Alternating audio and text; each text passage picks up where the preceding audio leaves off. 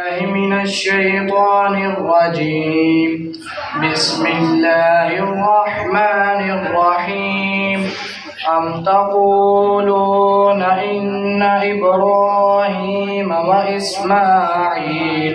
وإسماعيل وإسحاق ويعقوب والأسباط كانوا هودا أو نصارى قل أأنتم أعلم أم الله ومن أظلم ممن كتم شهادة عنده من الله وما الله بغافل عما تعملون تلك أمة قد خلت لها ما كسبت ولكم ما كسبتم ولا تسألون عما كانوا يعملون. صدق الله العظيم.